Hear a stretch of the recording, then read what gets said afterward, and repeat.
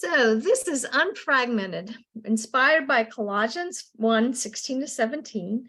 It says, "For by him were all things created that are in heaven and that are on earth, visible and invisible, whether they be thrones or dominions or principalities or powers. All things were created by him and for him. And he is before all things, and by him all things consist." So welcome to Unfragmented, where myself and our book club with Kevin Novak as our co-host explore the cohesions of things believed with things done. Today is Thursday, June 1st, 2023. I'm Lee Bortons, and Kevin R. Novak is out of town tonight, which is sad, but I'm glad he's doing things he needs to do. So this month, because we work on one book a month, we're talking about Melvin Tinker's book called That Hideous Strength, a deeper look at how the West was lost, play on a couple of other famous titles. And so before we get going, I want to ask you guys, how many of you had heard of this book or read it previously? Is this new to you, Michelle? Is it new to you, Jennifer? Yeah, it was new to you, yeah. Yes, definitely new to me. How about you, Nicole? Yeah, it was new to me as well. Mm-hmm. Me too. So the way the book club started in January was I recommended the first 4 or 5 books, and I'd read them all many times over many years. I had never read this book before, and I was just super exciting to read something in line with the other books we've been reading. I've only gotten through the first 2 chapters, and I've enjoyed it so much. How far did you get, Jennifer, Michelle, Nicole? I got to page 70, so almost to chapter 3, I think. I've got a lot of blue highlights. Me too. The book's an easy read. Before you guys answer, I think if we do 2 chapters tonight and 2 the next and 2 the next, there's 8 chapters, there's about 50 pages. We can actually go more deep in this book because the other books we've been reading were so big. So Jennifer, what were your sense of the book? I'm also about halfway through, and it's been a lot to chew on for me. I'm excited to wrestle with it together. Good. And how about you, Nicole? I'm on the last chapter, but I kind of breezed through it, so I don't think I soaked in as much as I would have liked. Okay. So what I thought we could do for this one, because it's a new book to all of us, and he has new analogies, modern ideas, like all the other books we've read have been pretty old, that it would be worth it to take our time to go slower through this one, and maybe less about the big ideas in it and more about the specifics that are in it. So if you guys have any questions, please join me in asking them. So I thought I'd start right on page 15 called the preface. If you want to go to the beginning and ask just an obvious question. Has anybody seen the video they recommend, The Persuaders? Oh, No? Sorry about that. If you guys heard that, sorry. No, make all the noise you want. The reason why I pointed it out is I'm going to try to watch it this week. And for those that are listening and don't have the book, it's a PBS video entitled The Persuaders. It's a John T. 97's television series recounting the adventures of 2 debonair playboys. Wait a minute, that's not the one I was going to read or watch.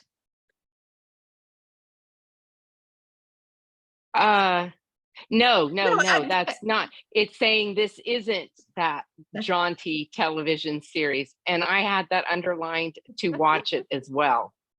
Yeah, it says it's a serious expose of the way marketing gurus go about shaping our desires and tastes through the use of words and images. And so I have a question for you guys. Can you remember maybe the first time in your family or your youth or your adulthood when you were like, I'm being marketed to? This is not right. Like, did we even think about it?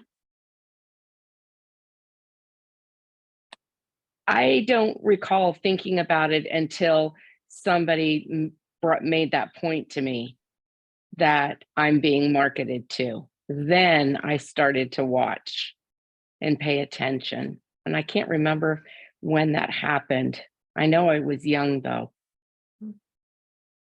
because it was probably something that I wanted and I thought it was really great. And then my mom probably said, yeah, they're just doing that to get, for whatever reason. It's just selling something to you.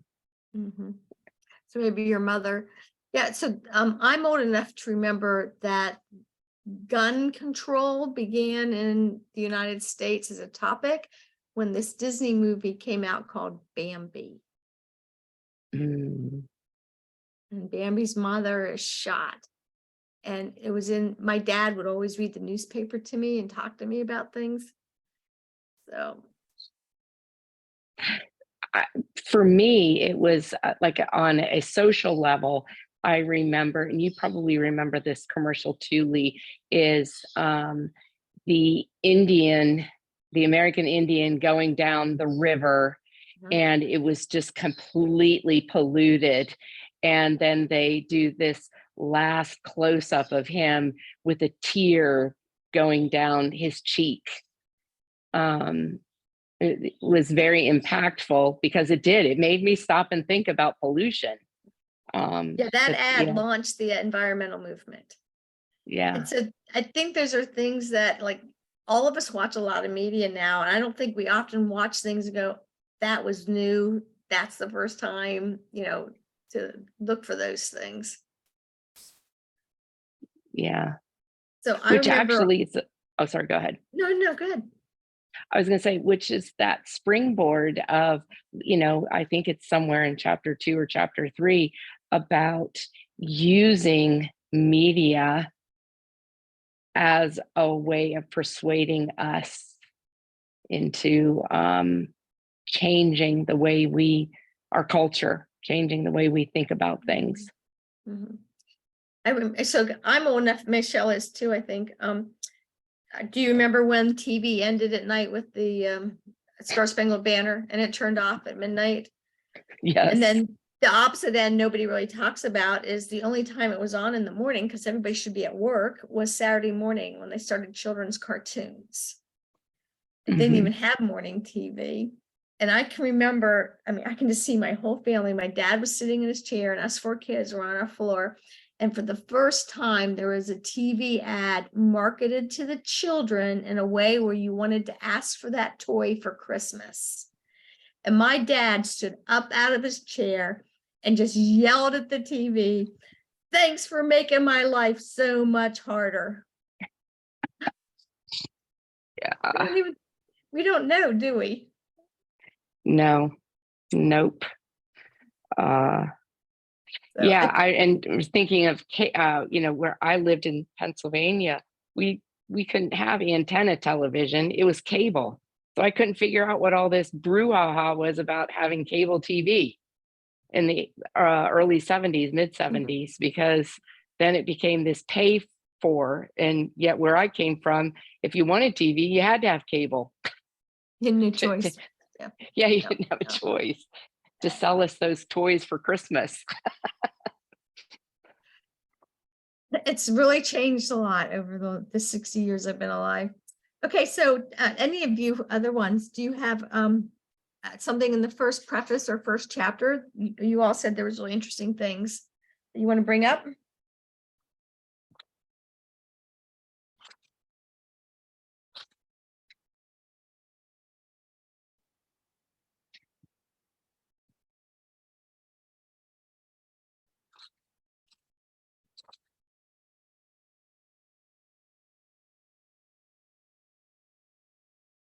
How about still in the preface on 19?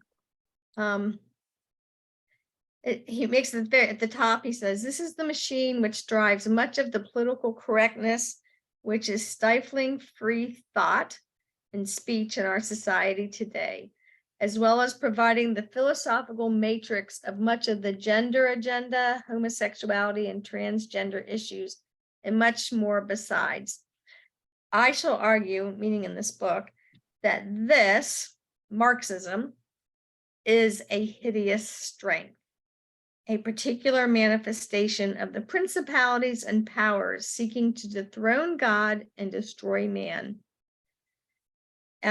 So my question there is, what are some other things besides these modern ones you just listed, gender, and really these are all sexually related ones he listed. What are other hideous strengths?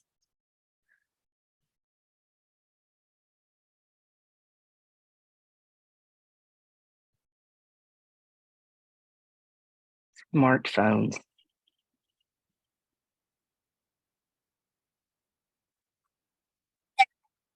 My book on me because I'm kind of driving down the road, but I was kind of thinking like, wouldn't a lot of like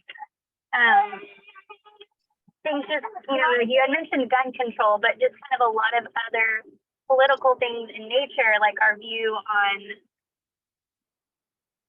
maybe like on government or other environmental issues that are being kind of pushed constantly that we're always hearing about, especially like climate change would be the big one.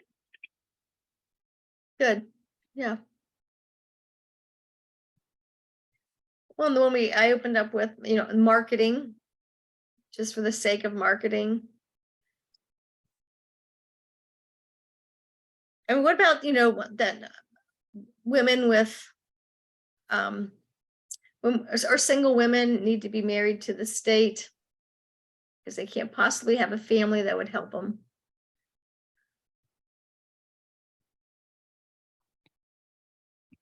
Yeah, I would agree with that. What Nicole was saying about energy, I do think that that's probably a forefront right now, that the green energy agenda, and the way that it's being sold as saving the planet. So it's going to the emotion of what we as humans might be doing to the earth.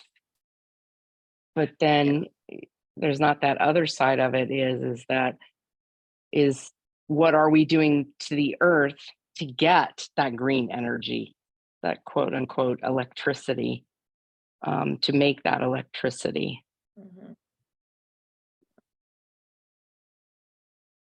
Yeah, and part of the hideous strength is that the emotional plea you referred to me is where, and this is where it makes it hard for anybody to argue against it, is in the green movement, we're saving the planet, and public education, we're saving the children, and PETA, we're saving the animals. It's like, well, yeah, I want to save them too, but just because you want to save them, that doesn't mean that's the way you go about doing it.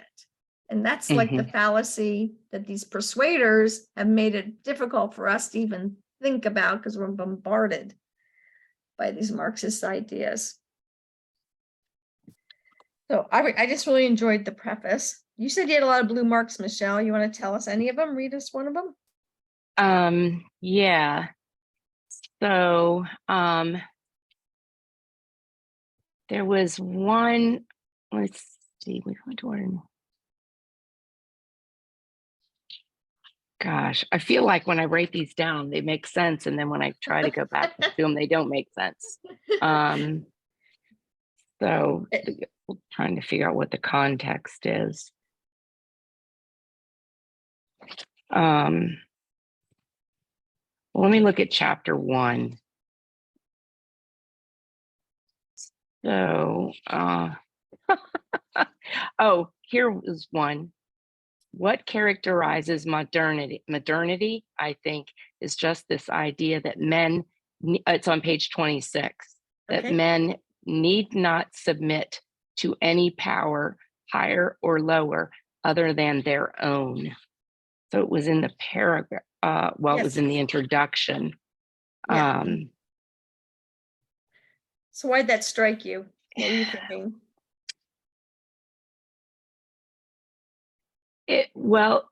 It to me, it's telling us that, we only have ourselves to rely upon, there is no higher power, there's no God. And that Yeah, I think that was it. That somehow we're okay to just rely on ourselves and not on a God. And yet, when you say what characterizes modernity is the higher power of groupthink, or the Yes. state, or laws, or insurance, or security, there's so many higher powers. And we're not good at articulating what they are. We just know we feel that oppression. Yeah, exactly. And that somehow that is what we need Mhm. instead of our Lord and Savior. What do you think is a lower power that we should be submitting to? Because he's saying we need not submit to powers that are higher or lower. That's what struck me about that sentence. Well, that was my question too, is that what is the lower? Mhm. So The I lower would say power. there are things like giving up my career to take care of an infant, right? Yeah. Giving up, Yeah. just giving up, my cell phone so I can pay for having my kids in a private school.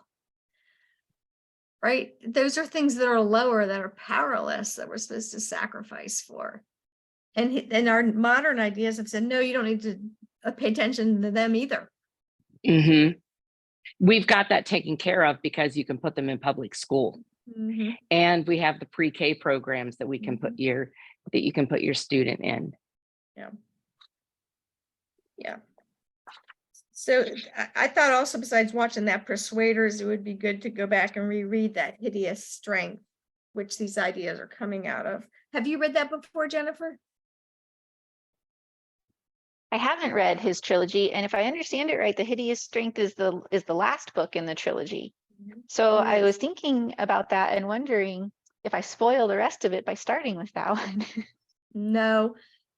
I mean, you'll lose context on a couple of the characters in there, but people do read that trilogy. 1 and 2 you need to read together and in order. But 1 and 2 is where they go off to Malacandria and to the other planets. But 3 is all when the characters come back to Earth. So you'll have a lot of context without knowing what they met out in outer space. Yeah, so you can read it, but they're all excellent books. How about you, Nicole? Do you remember any ideas that you wanted to talk about? I know you said you read through quickly. I just don't want to ignore you because you're in the car.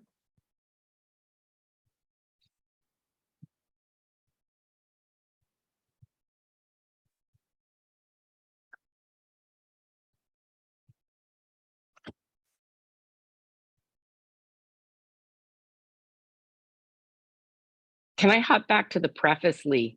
Sure, go ahead. On page 31, he talks about the Benedict option. Mm-hmm. Do you know what that is? It's in that. Do you know what it is, Jennifer? Have you read that book?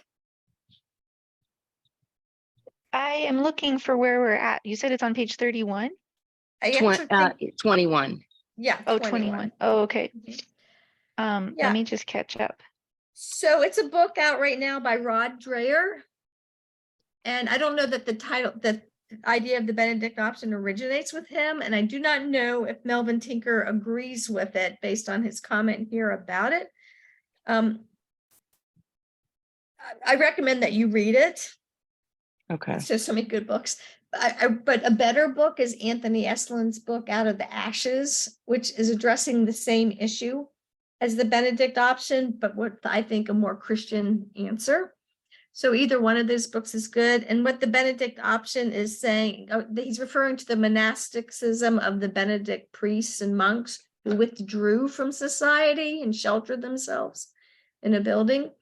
And there's a huge movement of the Benedict option, as well as right now, Christian nationalism trying to counter that and saying, no, we shouldn't withdraw. We should infiltrate so much that we take over it all. So there's this argument going on about, do we withdraw?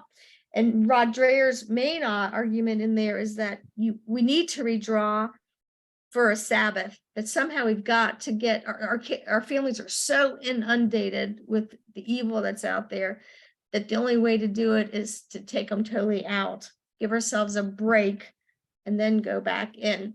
So where I agree with him, and I'm curious to see what Tinker says as we go on, is that it's like an alcoholic or someone who's, just has an addiction to sugar. How do you get rid of it? You have to stop. You have to stop it. But that doesn't mean 10 years from now you can't have a glass of champagne at your daughter's wedding, or that you can't eat a piece of birthday cake now and then. But you have to totally get rid of the thing, right, in order to then go back and use things well. So I like to use addictions as an example. I have a very addictive family, and we're fighting food addictions all the time. So that's, I think, what the Benedict option is he's referring to, in a positive way of talking about it. So I had on TV or on a radio interview, somebody said, "Oh, you sound like you're for the Benedict option," because I was talking about withdrawing the kids from public education. And I said, no, there's a huge difference between serving the fallen world and accepting their authority. And that's where I think the Benedict option gets it wrong, because I don't think we're ever supposed to stop serving. But maybe our children aren't supposed to, or our weaker members aren't supposed to. So that's something I'm curious to see what Mr. Tinker thinks over time as we read this. Right. And then he calls the evangelicals, oh shoot, that's not the word he used. Pastors who won't preach at all about what's going on in current events. Oh, pietism. Right. So he's bringing up a lot of isms, and until you get farther on, maybe Nicole knows. I don't know what his conclusions are, because I only got through the first 50 pages. So I said a lot there, Michelle. Was that helpful, or do you have some other comment about it? No, it was helpful, because it seems to me when you started talking, I was thinking of the Benedictine monks. And I do think that there is something about withdrawing for a day. And really, this is so pop culture, but I remember years and years and years ago, I was reading an article on Larry Hagman, an interview, the actor Larry Hagman from Dallas, and he on Sundays wouldn't talk. He would go into complete silence, because that was his way of digesting, processing, resting before starting again. And I just found that fascinating. And I couldn't understand it because I was just a child at the time. But now as an adult, I do understand that we do need to have that time to come out of the world and I would say for me, just be with the Lord and think about being very contemplative about what it is that I'm supposed to be doing when I'm in the world. There's a mass movement right now between 16 and 24-year-olds to get rid of their cell phones. And Samsung and Apple have all recognized it, and they're redoing their flip phones to make it to market it again to kids who we still want to be able to call mom. We still want to, if we're in trouble, be able to get a hold of somebody.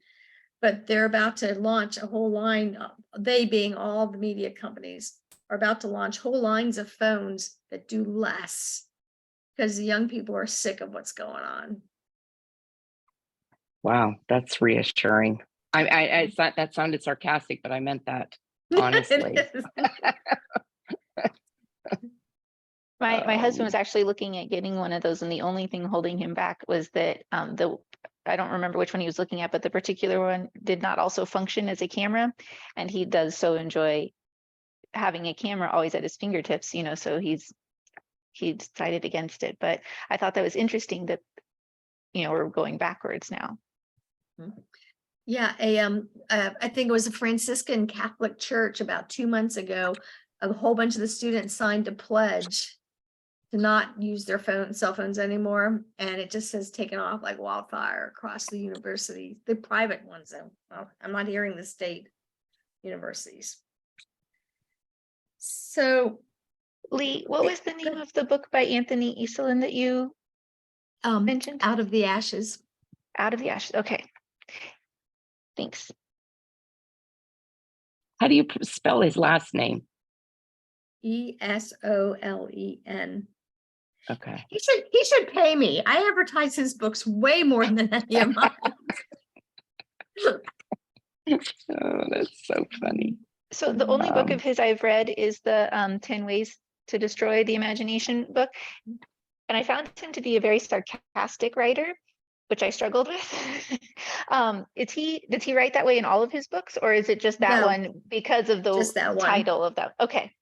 Interesting. Yeah, I struggled with that book too. I don't know if you heard me say this before, Jennifer, because I talk about it so much, but I actually would read that 10 ways and go, I do that. That's such a good idea. And then I'd go, oh no, wait a minute. I'm not supposed to be doing that because of the sarcasm.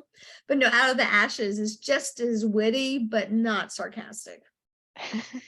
That would be helpful. I feel like I need to reread it now, having that in mind again, and maybe I could pick up on those times that are sarcastic a little quicker, because I would read and same thing. And I'm like, oh wait, no, I need to reread this now with sarcasm.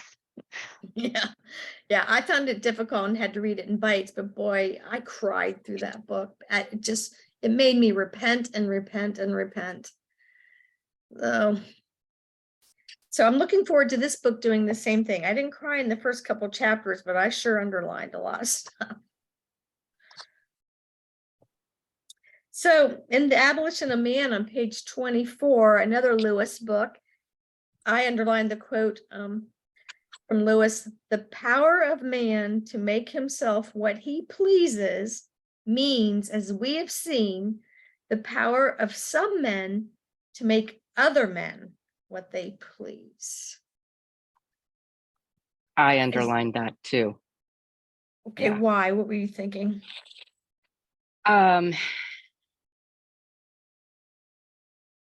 The evilness of somebody thinking that they can make me what they please. So it's that the power of some men to make other men what they please. I just think that people who think that they can make you what they want is evil. It reminded me of the beginning of the Blumenthal book, where he's talking about how the Owenites felt through religion and education they could change the culture because we're inherently good and they could just educate us to do the best things. And then have any of you ever read the book The Giver by Lois Lowry? Mm-mm. We used to have it in the CC curriculum and it was just dark enough. I got some complaints, so I switched it out with Number of the Stars. But it's a story about where humanity is so bad that they squash everything that's human and kind of make us all into robots. But we're still people, and the whole point is that if you give people any kind of freedoms, they'll kill each other, or they'll buy guns, or they'll eat bad food. So it all has to be controlled for you. I think if you haven't gotten past 50, when you get into chapter 3 and he starts talking about really how this cultural Marxism has taken flight, he talks about it with the United Kingdom, and it's up on page 61. Simon Newman helpfully outlines the Gramsci strategy, which was an Italian neo-Nazi. I think what was he of? I don't know if he was a philosopher or what, but as composing of 3 elements, which he argues have all but succeeded in the United Kingdom. And what the end result is that it started in higher education. I'm over on 62. From an initial bulwark in higher education, cultural Marxism in the UK has progressively gained control of thought and instruction in institutions including primary or secondary education, the media, the civil service, law and the legal profession, the government, much of the judiciary, and most recently, the police. And When sorry, go was ahead. that written? I was saying like, are we 19. all Marxists now? But it doesn't have the date. No, no, it doesn't. Because most Um, recently, the police makes me think it's a pretty recent quote too. mhm. Most of the quotes that he has noted in this were like from 2018, 2019 of the philosophers that he was referring to. And what's interesting is that I lived in the UK in the mid 80s, and I knew then that there was a cultural shift happening with the open immigration, with the British government believing in or sort of condoning multiculturalism instead of like the melting pot of the United States. And I feel now the United States is moving more towards the way the British did with that first influx of migration from the Middle East. And I could see where Sharia law was starting to infiltrate the judicial system. And it was just a feeling that I had. There wasn't any education behind it. And then to read this, it just validated what I felt then as an early 20-year-old. I could see it. So yeah, that's sort of in the preface under page 14 or 24, this is where it starts to, he's showing us this is what's happening. I gotcha. So we go from positive tolerance, step 1, to zero tolerance to, he says, thirdly, then they capture the commanding heights because we'll tolerate anything. Yeah, exactly. And we're normalizing it, right? So it's with the Disney characters or, TV shows normalizing homosexuality. And before you know it, every television show has a gay person in it. And then you're watching other movies and now you've got married gay couples. And it's not highlighted or pointed out, but it's there, right? So it becomes, as the children watch it, they look at it as that this is just normal. I remember when that first started over a decade ago and thinking about it, I thought, okay, here's when I'm going to know they've won, is when corporate advertisers have gay couples in their ads. And that started about 4 years ago. Right, because they weren't embarrassed and they were gonna, right, and so all the ESG stuff that is occurring, which would be a good book for us to read in the future, is something on ESG. Hopefully it's going to get squashed, but you know what that means: environmental, social governance, where you look at Marxism and you look at the climate control or climate arguments as how corporations will make money. Instead of just serving their customers. Yeah. Every day you open up the paper and you find something that what you're referencing to. Sorry, Jennifer, go ahead. Oh, no, I was just going to ask, as you were talking, and I was thinking back to the question earlier, what are some other examples of hideous strengths? Is representation one of those? Because that's what we hear when people say, like, oh, well, I need this character to be a certain skin color, or I need this character to lead this certain lifestyle, or I need this character to, have these certain traits so that I see myself in these things. I don't know. I'm probably not actually smart enough to participate in these conversations, but that was a thought or a question that I had. No, I think that's exactly right.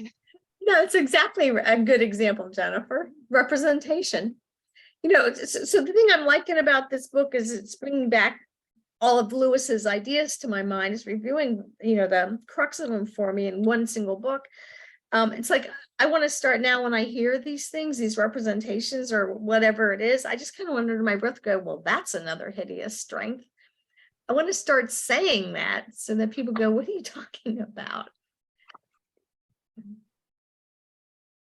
So what Yeah. other ones have you thought of, Jennifer, who is much smarter than you want to give yourself credit for? You can unmute. There's only 5 of us listening, so. Okay, There there you it go. goes. I'm not sure. Like, honestly, I am really still chewing this book a lot, and it helps, to as we're discussing together. I think that's something I've been wrestling with is, what is a hideous strength? What defines that? What characteristics does it have? I'm just trying to think through that. So, as we're talking, I think it helps me to see that better. I was thinking, like you were saying earlier, about the animals also, there's, and I don't know that this is new there, but there's been this push for animal rights.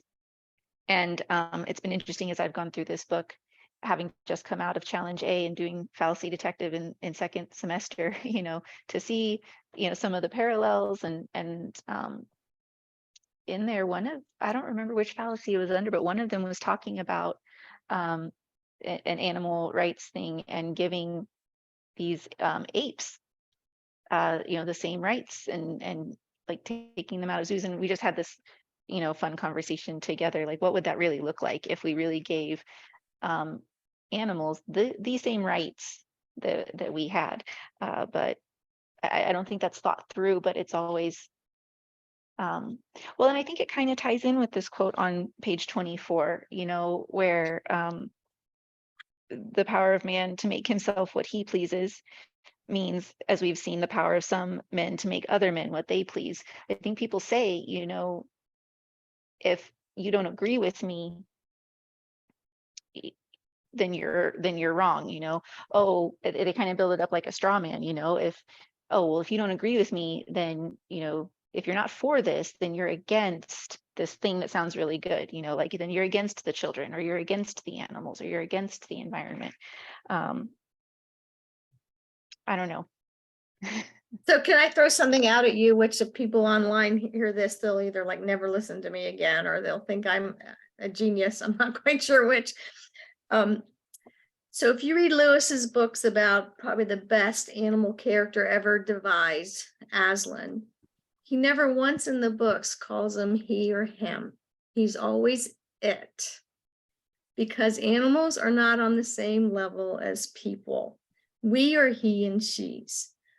And so you said they're wondering about these animal rights. Okay, so how many Christians do you know who now have their animals sleep in their beds with them, put collars and costumes and clothes on them? There is more food available that's healthier for dogs than there are for poor people. Is this worship of animals not a hideous strength? I think it is. And I mean, if you would suggest keeping your animal outside, I mean, just I don't know, maybe I'm getting myself into trouble here too. But, if you would suggest having an outdoor dog as opposed to an indoor dog, you just would receive this backlash and this almost to the level of vitriol. I mean, growing up, we had an outdoor dog. He lived outdoors and he was fine. But today, you can't get into a conversation about animals and pets without hearing, oh, they're part of the family. A pet is a family member. So whenever bestiality finally becomes accepted, because that's the last barrier, how many Christians will go, I didn't see my contribution to that slippery slope? There's things that are natural, there's things that are appropriate. We have a hard time identifying those. And the same, right? So it's just like saving the children, saving the planet, saving the animals. I've had indoor pets. I'm not saying don't have them. No. Senior citizens in particular, they need them, right? There's an appropriateness to all that. We have crossed the line of appropriateness in our culture and how we deal with our pets. But it's a conversation that I can't have. So thanks for letting me say this, you guys. I don't know. Nicole, do you have lots of pets and I've offended you now? No, because when I was pregnant the second time, I kicked both my pets to live outdoors because I could not tolerate the dirtiness they left behind. Yep. Yeah. So I'm definitely not offended. Mhm. Well, and people will, you know, if you know me at all, you'll know how much I love pets. I've spent more, or animals. I've spent more money on animals and travel than I have people. That's why I travel, is so that I can, because of bird watching. I love animals when they're doing what they're supposed to do, whether it's a sheepdog or a guard dog or, you know, a coyote or a wolf. I just love them. It's when they're doing what they aren't supposed to be doing. And again, one of those things I'd say they're supposed to be doing is comforting people. It's just crazy though, where we've gone with it. So what I began to realize is, because I was trying to figure out what is wrong with you. And one day I realized, you know what? I love people. I love animals. What I don't like is pets. So then someone could say you have a prejudice against pets. And I would say you're probably right. That I do have. And that's probably wrong on my end. Though, you want to know pets I've had? Sugar gliders, rats, bats, snakes, dogs, cats. So if you say I don't like pets, apparently I'm willing to have those in my house because we've raised them. But you know what? We raised a lot of them to feed other animals with. So, anyway, because as homeschoolers, that's what you do. You raise rats to feed them to falcons that are injured. Anyway, I got off track there, girls. Thanks for letting me do. Well, you know, when we were at the national conference and you shared that statistic about the birth rate dropping since 2007,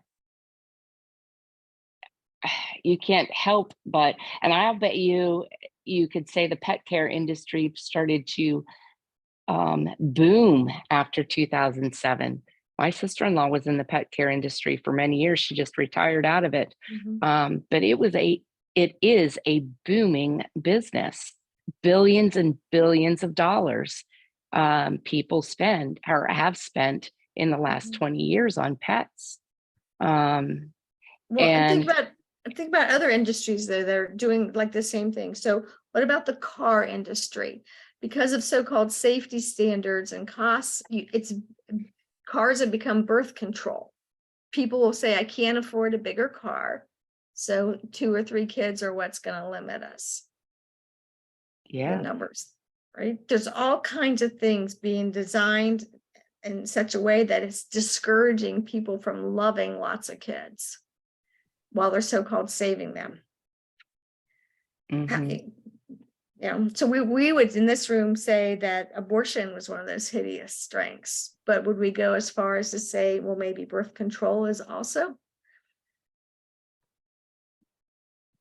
I would think the whole entire, since the word is reproductive care and justice, like it's kind of, I think would be the whole hideous strength that would cover abortion, birth control, and the idea, you know, of limiting children, and I think would cover like the bigger umbrella.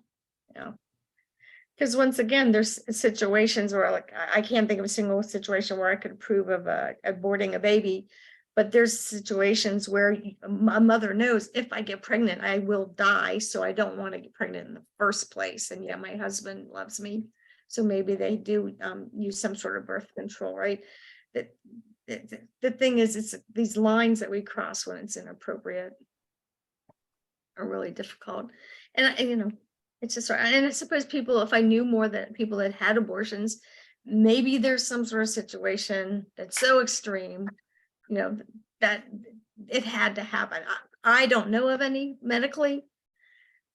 So I'm not ever saying that, you know, these are the whole point of all these things is hideous strengths. It's just the demarcation where he's talking about on page 828, no, it's not 28, it's 24 again. Boy, we're going to 24 a lot. That we live in this world without windows, that all we can see is right what's smack in front of us. And not, the world is no longer this window into God and eternity. So of course we make these inappropriate decisions. Yeah. So we know, like he says, no longer do people see the world as a gift, but a given.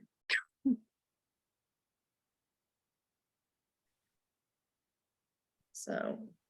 Oh, well, yeah. And then in the next opening paragraph, he says this is one of the effects of the process of secularization, which Lewis was certainly aware of, although he may not have used the term itself.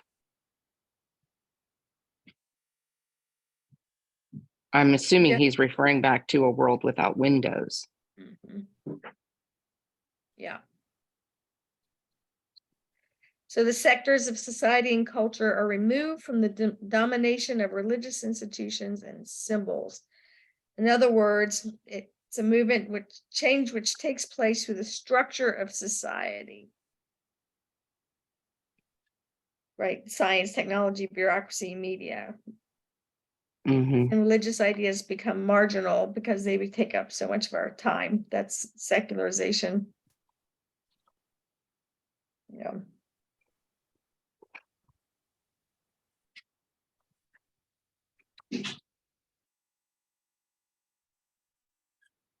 And he ends with, man turns his attention away from worlds beyond and towards this world and this time. I think that's Lewis's main insight into what secularization is. Where we're trying to teach our children, can you look up and can you look out?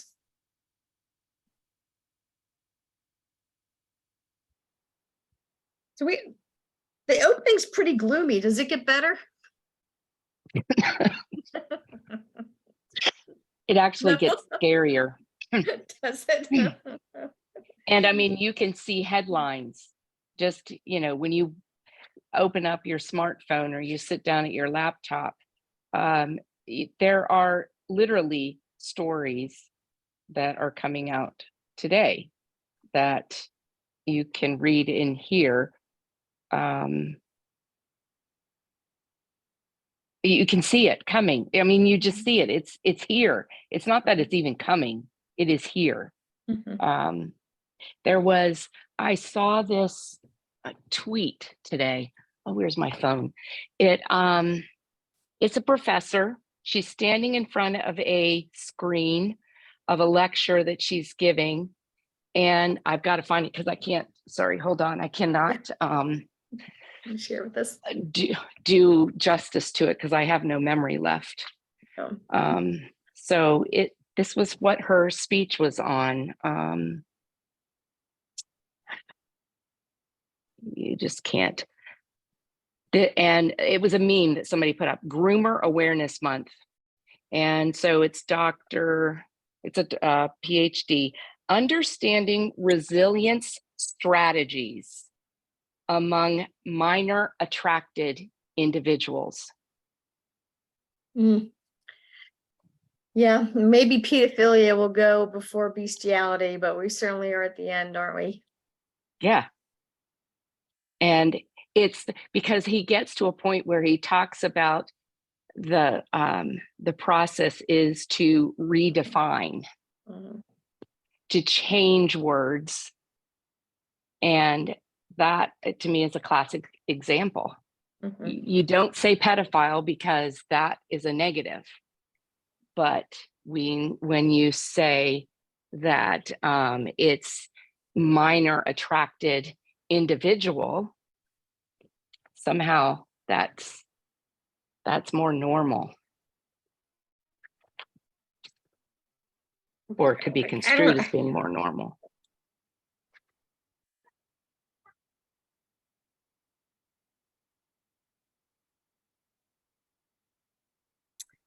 I don't even know what to say to that. It's like so appalling. The abortion is appalling. There's so many things that are appalling. Sorry, now you probably don't want me to be on the call. No, I want you to be on it. So, well, Oh. Nicole, you look like you want to say something, and then we probably need to finish. No, I was just checking the time on my phone. Yeah. See what it is. Well, so let's end on a positive note then. Jennifer, do you want to add anything else? And Well, I'll be really quick because I know we are closing. Sorry. I did remember as we were looking on this page, on page 28, a thought that I had. Before coming to National Conference, I had been recently introduced to this idea of the tripartite soul, the head, the chest, and the belly. And then it was very interesting that Heather Shirley talked about it there because that like expanded my thinking about it. But then as I was reading on page 28, where it's talking here about Lewis using the amputated head in his story to stand for a rationalism that cuts itself adrift from or is hostile to nature, like just kind of the way he talked about that head that is like the main representation of evil in the book reminded me of a discussion I was listening to about that idea where they were talking about, well, what would it look like if one of those parts was overly dominant? You know, what would it look like with an overly dominant head and, you know, a repressed chest and belly, you know, or what would an overly dominant chest versus a, you know, and so then I thought that was kind of pulled out here also, that that head is that the governing and well, this is one of the analogies I've heard. The head does the governing and the rationalizing, and then the chest is like the soldiers that carry it out, and then the belly is like the people, you know, that are calling for this and that and desiring and wanting, and I thought that was interesting. Yeah, I mean, for me, when Lewis talks about that, and then what I always think about is when they're fractured from each other, that's where the problem is. So if you do things intellectually, but have no heart or compassion, that's not good. And when you just lust after all your desires, you become a glutton. If you don't think about the balance and what you could be doing compassionately with those same resources, that we just need all those parts. So unfortunately, the Lord said we're a body. Isn't that exciting? That actually together, one of us in here may be the stomach, but we will not go astray because we have each other. So I think that's a good note to end on.